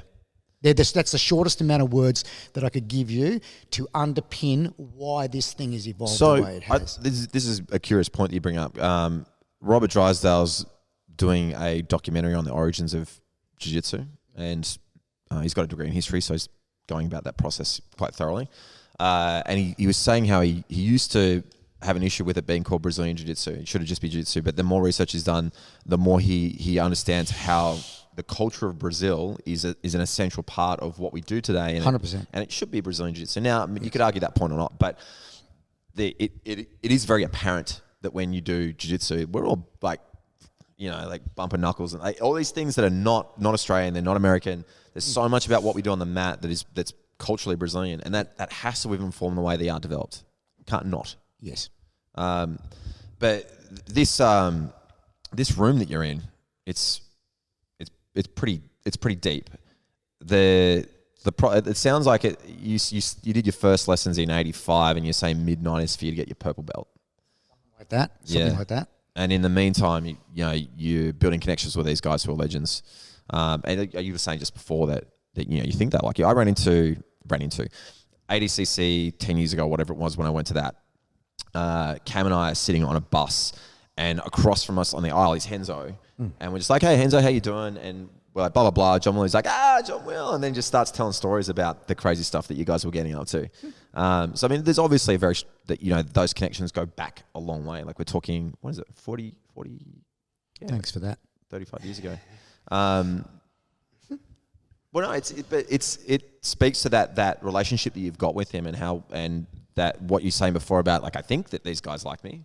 Well, that's the experience that I've had from interacting with some of these guys when you're not around, which, there's a lot of respect there and a lot of fondness. But 8-9 years, purple belt, in that time, getting guys coming out, your experience when you're going back there and training, is that changing as you're working your way up through the ranks, getting more experienced, or is that structure and that feel, what's going on in the room, kind of the same? Feels a bit more familiar, obviously, when you're a purple belt. Yeah. But also, after the Machados moved to America, Higan Machado specifically brought a lot of wrestling influence into BJJ that in Brazil I did not see. So, for example, in Brazil, you wouldn't see something like an arm drag. Yep. Whereas arm drags and duck unders and Russian ties and 2-on-1s, single legs, high crotches, that was all part of our jiu-jitsu practice in America. Yeah. Whereas it did in Brazil, I didn't see any of that. That's interesting. So because Higan was very influenced by Hollis Gracie. Yeah. And Hollis Gracie, his mum worked for Pan American Airlines, and she was a hostess. So Hollis Gracie, as a kid, for those who don't know Hollis, he's pretty much, I would say, universally regarded as probably the most technical jiu-jitsu guy. Certainly the first generation, most technical of all time. Hard to say, it's like Tyson, Muhammad Ali. It's like, Yeah. But He was the first one, and it was because he lived half the time in New York and half the time in Brazil. So when he was in New York, he did wrestling and sambo, and then when he was in Brazil, he did jiu-jitsu. So he combined and cross-trained. And he was instrumental in setting up, touring Brazil, creating a wrestling team for the Olympics, and all that kind of stuff. But then after he died in a hang gliding accident when he's like in his early 30s, that caused a bit of a rift in the family, actually, because some people come out and make some statements like, Hickson's the best one ever. And people went, what the hell? Yeah. Now, Hickson inherited that title once Hollis was dead. Yeah. But people didn't like the bad timing of that comment. Yeah. And it's just a bit of a bad taste, Yeah. the comment. Because Hickson is considered as the GOAT of jiu-jitsu, back then. And a lot of people don't realise that Hollis was the man. Hollis would tie him inside out, according to everything I've ever heard. But it's like, it's like if Muhammad Ali dies, then someone can say, of course, I'm the best of all time. Mate, first of all, it's a silly thing to say. Yeah. There's no need for us to talk like that. How can you? Really? But anyway, Hollis was the guy. So when he died, Hegan and John Jacques specifically did a lot of training with Hollis in the mornings. And so they loved him. And he was very takedowns and arm drags. And his game was not guard. His game was go on top and never go on the bottom. Yep. Because he always win the takedown. Yep. So he's about guard passing and he was about knee ride. Yep. And everything else, of course, you can imagine he knows a lot of things, but his game was not on the bottom. So they were influenced a lot by that. And then, of course, when Hegan came to America, that was his opportunity in his own mind to start walking the path that Hollis had walked. So Hegan actively sought out some very good coaches for wrestling, Greco-Roman and freestyle. And so all of us students, that was naturally Hegan's doing it. So what's he teaching in class? A lot of those things. So we became the beneficiaries of some of that knowledge. Yeah, Hollis has always had a reputation for being really inclusive, I guess, for lack of a better phrase. Like, Hollis? Yeah, looking for the best stuff the other arts had to offer and integrating it. He was and like Higgins, if you've ever trained with Higgin, he's like that. It's very, very similar as well. He's always very interested in. I think Hegan has the most Hollis-like mindset. Yeah. That's if I am qualified to make such a statement, being not part of their family or anything. But I do know him very well. Yeah. I would say that's probably fairly accurate. Someone would have to give me a good argument as to why they think someone else was more like Hollis than Hegan. It's interesting that there's been a resistance in jiu-jitsu over the years to focus on much stand-up. I know, like, from a training perspective, it's harder. It's physically harder to do takedowns. Judo, obviously, you're getting thrown a lot, and freestyle wrestling, you're physically picking people up, and it's physically more demanding. It's easy just to pull guard. Yeah. So I can understand the resistance in that regard, the laziness, I guess. But there still seems to be a bit of a cultural resistance. It's changing now. But in the past, it's almost been a little bit like, why would you bother doing that? Like, that's not jiu-jitsu. Yeah. Jiu-jitsu went through a lot of different changes. I think the biggest changes were in the era of Helio Gracie and Carlos Gracie Sr. Yep. It was about self-defense. Mm-hmm. So, to learn off Helio, for example, I don't know about these numbers, but the first thing you do if you went and had 80 lessons with Helio, you're not on the ground yet. Yep. Someone's got to hold you in a headlock. They grab your jacket. You've got to learn how to defend against these things, and then you go to the ground later. Mm-hmm. So the first kind of look at it was really about self-defense, and then it became known as a style that would be good for prize fighting, one-on-one. But that so then the self-defense elements were put to the side for a minute. Now we take them down and. Then it starts to become more valid too, and then Correct. It starts to become sport. That's right, and that's what then happened.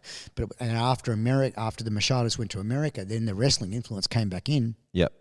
Which is kind of like I think beautifully in that it rounded it out, and become more useful for fighting. I think Muzz was asking before about starting to teach jiu-jitsu, and you were saying it didn't really happen until after the UFC. Yeah. When you're actually starting to gather some students. Normal people. Yeah. I would say prior to 1995, there were no normal people in jiu-jitsu. Yeah. When I say normal, I mean people that wake up one day and go, I want to take up martial arts, jiu-jitsu's for me. That did not exist. The only people that were learning jiu-jitsu prior to about, I would say even the late 90s were people that were already fighters. And they were just wanting to, they'd heard about it. They want to get something of it. I would say it didn't start to become like a part of the choice for the public until 2000. Is that might be a segue, but is that when you first made trips to New Zealand? Because you were already a black belt then. I would say probably around. And that most, like anyone else was doing shoot fighting at that stage in New Zealand. So you essentially started jiu-jitsu in New Zealand as well. I would say roughly.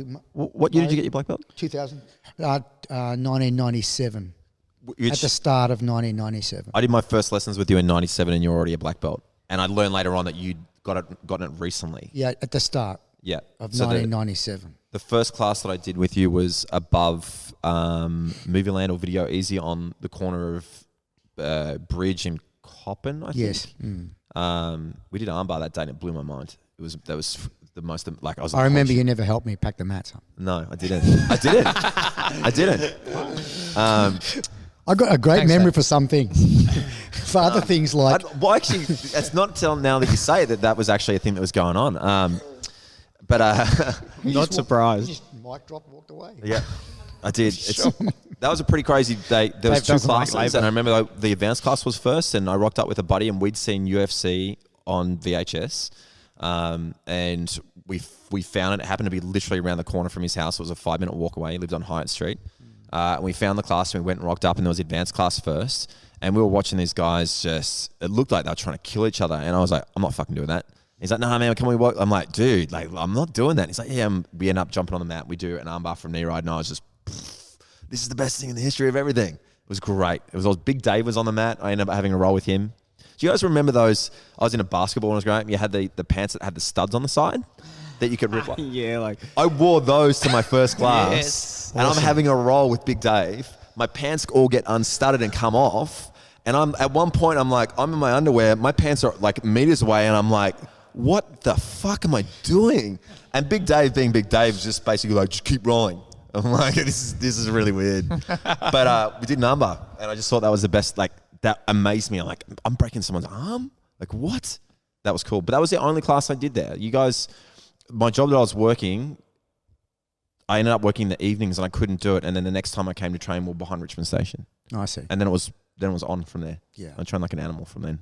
Yeah. Well, not an animal, but you know, it's It's training good. thread as well. Oh, good times. It's all good times. It was good times. We've skipped forward a little bit in the timeline. You're training and you're starting to gather some guys who are normal. In the meantime, you've been bringing the guys out to Australia, getting them to do seminars or just training with you and hanging out in Australia. Kind of hanging out. If there's not really anyone doing jiu-jitsu, it would have been hard to like get away. Hanging out. I tried to organise a seminar or two to Yep. help pay for the airfares and stuff, but just Yep. hanging out. When did you actually start teaching it? I was adding it to the classes that I was doing, but probably, when I was a purple belt, that's the first time I thought I could end up teaching this. Was there a specific moment that? No, not really. It was just that I never wanted to pretend that I could be teaching something if I wasn't qualified. Yeah. There are other people that don't think like this. Yep. So, for example, one of my students in Geelong, Yep. he was one of my students when I was a purple belt. He was a white belt. Mm-hmm. He went to Brazil saying, I'm just going for a holiday with my wife. Mm-hmm. And when he came back, he started the Federation of Jiu-Jitsu. Yeah. I don't know who you're talking about, John. No, but Well, but that's the sort of thing. I remember thinking two things. One, I'm not good enough Yep. to be teaching. I'm not. I wasn't so much I was qualified because I was qualified as far as Australia goes. Yeah. Purple belt's better than nothing, but I didn't feel like, because I hadn't taught before until I had a black belt. Yeah. So I wasn't interested in kind of faking it till I could make it. Yeah. So that's why. I mean, I'm by the way, I'm not worried about that, the federation stuff, because I would never have done that. Yeah. I have no interest in it. And he did that. One of my students. So there were people around who obviously they got in their heads. You know what? This could be big. Yeah, it's going to be a success. I was not thinking that at all. I was just interested in training. I didn't have any plans or anything like that. But then when I got you can imagine, then I got a brown belt and I thought, hang on, I might end up with a black belt one day. And I was probably around brown belt where I started thinking I could end up teaching jiu-jitsu. Yeah. And then when I got my black belt was probably about the time where I really did have jiu-jitsu classes and started teaching. Is that like, again, segue, but I'm trying to connect timelines too. Did you reach out at that point to people in New Zealand or? Yes. No, they reached to me. They came, yeah. I never reached out to anyone. Say, I seem to remember Jeff saying he'd been in contact with a jiu-jitsu black belt. No, just to be clear, I've never put it out there or waved my hand up and said, look at me, can you hire me? Yep. I wait for people to knock on my front door and say, we want to hire you. But at some point, though, the things are built enough. There's enough awareness of jiu-jitsu and there's enough awareness. Like, John's the guy for jiu-jitsu. And then people are connecting and going, hey, man, like, can we learn some of this? Yes.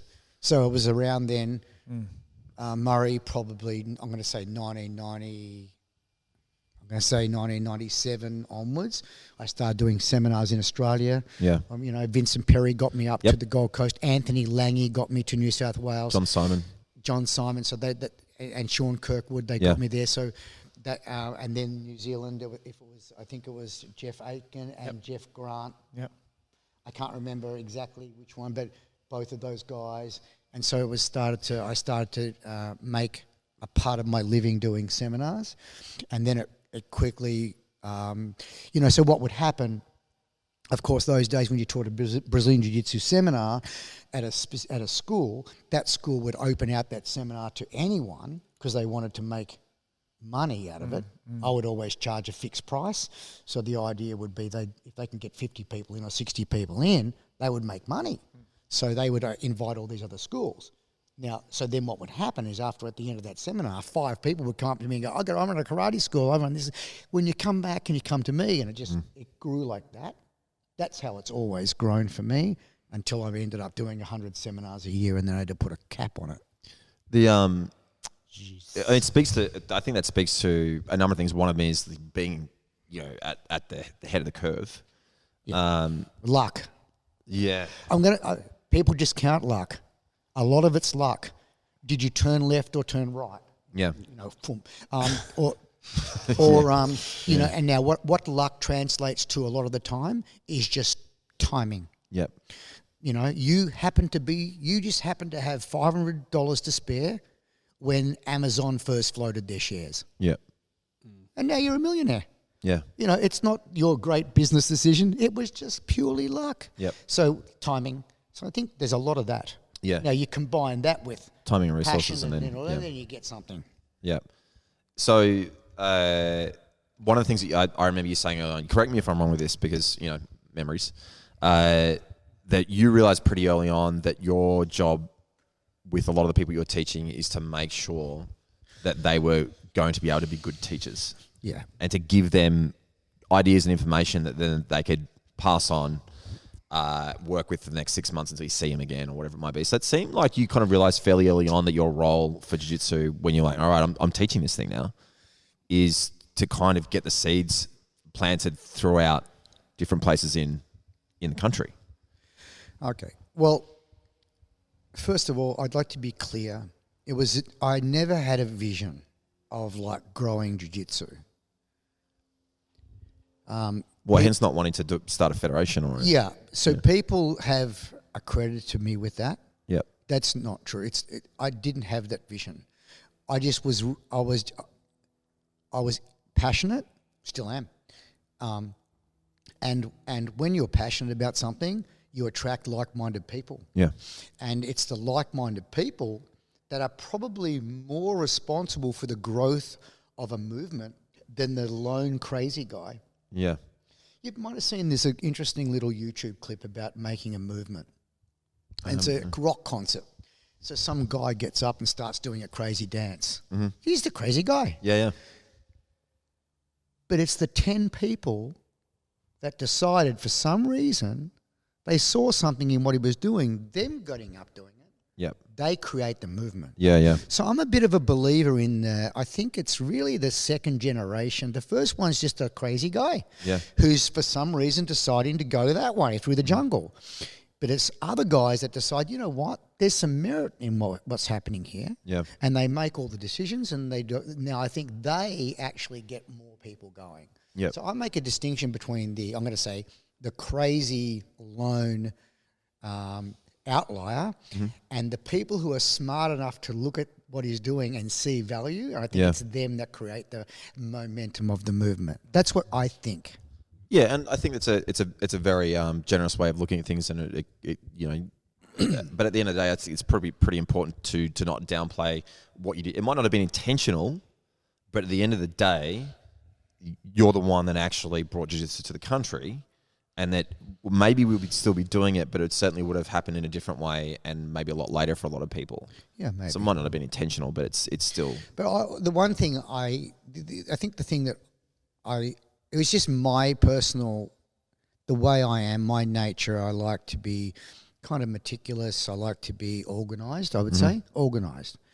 So, I don't just rock up and teach a seminar. I think about it. No, anyone that's seen your like flowcharts for teaching seminars. So if I start doing that, then naturally there's enough people around who'll go, it's not a bad idea. I'd rather be organised than not organised. So they start doing it. And then it just becomes a thing. Yep.